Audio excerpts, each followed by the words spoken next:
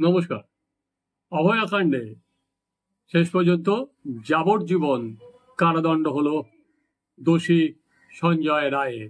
CBI যদিও তার ফাঁসির জন্য প্রেয়ার করেছিল, কিন্তু আদালত যেটা মনে করেছে সিবিআই যে যুক্তিতে ফাঁসি চেয়েছিল সেই যুক্তি যথেষ্ট গ্রহণযোগ্য নয়। এই ঘটনা বিরলের মধ্যে বিরলতম নয়।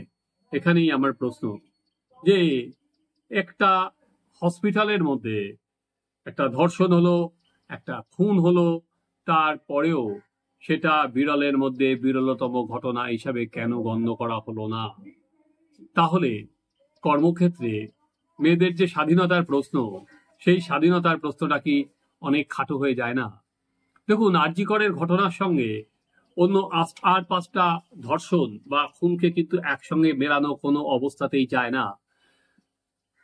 ধর্ষণ যে কোনো জায়গায় যে কোনো পরিস্থিতিতেই খারাপ এবং সেটা দণ্ডনীয় অপরাধ। কিন্তু আরজি করের ক্ষেত্রে যেটা হয়েছিল, একটা হসপিটালে একজন ডাক্তার তার কর্মক্ষেত্রে এসেছিল, যে কর্মক্ষেত্রে আমরা মনে করি যে নারী বা পুরুষ তারা যেখানে সবসময় নিরাপদ, সেই নিরাপত্তার ঘেরাটোপের মধ্যে এই ডাক্তারটিকে ধর্ষিত হতে হলো, এই ডাক্তারটিকে খুন হতে হলো। এবং তারপর এখানেই থেমে না থেকে আমরা যদি সেই দিনের সারণী দেখি, 9 আগস্টের কিভাবে তারপর তথ্য প্রমাণ দিনের পর দিন লোপাট করা হলো, তো তারপরেও সেটা বিরলের মধ্যে বিরলতম ঘটনা কেন হলো না? এই প্রশ্ন কিন্তু বারবার করে উঠবে। বিচারপতি বিরলের মধ্যে বিরলতম ঘটনা নয় বলে তাকে ফাঁসির আদেশ পর্যন্ত দিলেন না। সিবিআই যে প্রেয়ার ছিল, যেহেতু সঞ্জয় একজন সিভিক ভলেন্টিয়ার এবং তিনি পুলিশে ছিলেন, যার কি রক্ষকই ভক্ষ, এই যুক্তিতে এবং একটা এই হিনিয়াস ক্রাইম করেছে তার উপর যুক্তি সাজিয়ে সিবিআই কিন্তু এই ফাঁসির প্রেয়ার করেছিল। ঠিক যেমন এটার সঙ্গে আপনারা মিল পাবেন যে ধনঞ্জয়, যে হেতাল পারেখের খুন কাণ্ডে, তাকেও কিন্তু বিরলের মধ্যে বিরলতম কেন বলেছিল? কারণ ধনঞ্জয় কিন্তু ওই যে আবাসনে হেতাল পারেকরা থাকতো, সেখানে কিন্তু সে সিকিউরিটি গার্ডের কাজ করতো আর কি, যার সিকিউরিটি দেওয়ার দায়িত্ব তিনি খুন করলেন।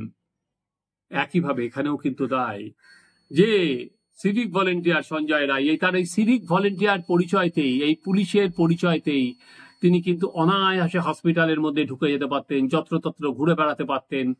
এইটাই পরিচয়টাই তার হাতিয়ার ছিল এবং এই পরিচয় হাতিয়ার করেই তিনি কিন্তু অন্যায় করেছেন। তারপরেও কিন্তু এটা বিরলের মধ্যে বিরলতম ঘটনা বলে প্রতিপন্ন হলো না। তাই যে মেয়েরা আজকে রাস্তায় নেমেছিলেন, যে আর কি রাত দখল করেছিলেন, সেই 14 আগস্টে আমরা কি দেখেছিলাম যে কর্মক্ষেত্রে তাদের নিরাপত্তা সুনিশ্চিত করতে হবে, তাদের নিরাপত্তার দাবিতে পথে নেমেছিলেন। আজকে আমরা একটা জন আন্দোলন দেখেছিলাম, মহিলারা তাদের নিরাপত্তা চাইছিলেন। তো এখানে দাঁড়িয়ে মহিলারা কি তাদের সেই নিরাপত্তা পেলেন? এই প্রশ্ন কিন্তু বারবার করে সামনে চলে এলো। বিচারক 17 লক্ষ টাকা ক্ষতিপূরণ দিয়েছেন, বলেছেন যে যেহেতু তার মেয়ে ওখানে খুন হয়েছেন সেটা রাজ্য সরকারকে দিতে হবে। যদিও অভয়ের বাবা মা এই ক্ষতিপূরণ দিতে অস্বীকার করেছে, কারণ আমরা আগেও দেখেছিলাম যে সেখানে পুলিশ আধিকারিক তাকে ক্ষতিপূরণ দেওয়ার কথা বলেছিল, মুখ্যমন্ত্রী নিজে ক্ষতিপূরণ দেওয়ার কথা বলেছিলেন।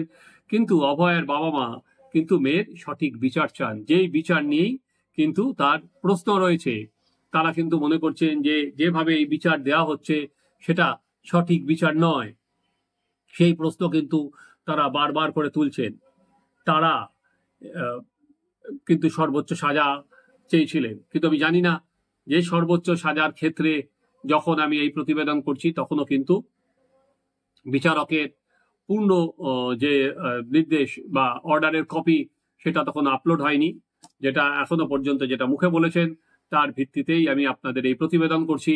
তাই জন্য কিন্তু আমার কাছে যেটা প্রশ্ন, যে বিরলের মধ্যে বিরলতম ঘটনা না হয়, তাহলে মহিলাদের কর্মক্ষেত্রে নিরাপত্তা কি আরো সুনিশ্চিত করা যাবে?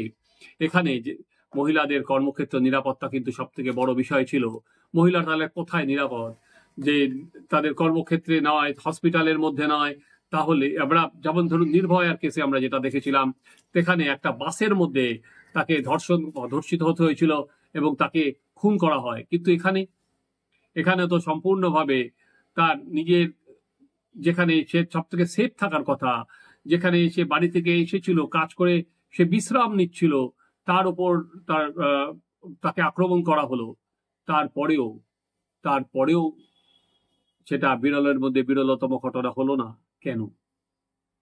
এই প্রশ্ন কিন্তু এই রায়ের পর আমরা বারবার করেই উঠবে। এবং সিবিআই যে ভাবে সাজিয়ে তার কারাদণ্ডটাই যাবজ্জীবন হলো, আমৃত্যু কারাদণ্ড হলো, পরবর্তী ক্ষেত্রে যখন এটা হাইকোর্টে যাবে, যখন সুপ্রিম কোর্টে যাবে, তখন কি এই যে আর কি আমৃত্যু, সেটাও কি থাকবে? কারণ আমরা দেখেছি আগেও, দুদিন আগেই যে সিআইডির একটা কেসে, কামদুনির কেসে, যারা যাবজ্জীবন কারাদণ্ডে পেয়েছিলেন তারা কিন্তু ছাড়া পেয়ে যান, এবং যারা এমনি কারাদণ্ডের আদেশ, যাবজ্জীবন পেয়েছিল, তাদের আদেশ কমিয়ে আনা হয়, তাদের দণ্ড কমে যায়, এবং যারা 10 বছরের জেল হয়েছিল তারা ছাড়াও পেয়ে যান। এক্ষেত্রে প্রথমত তো আমরা জানলাম না যে এখনো পর্যন্ত এই পেছনে কারা আছে।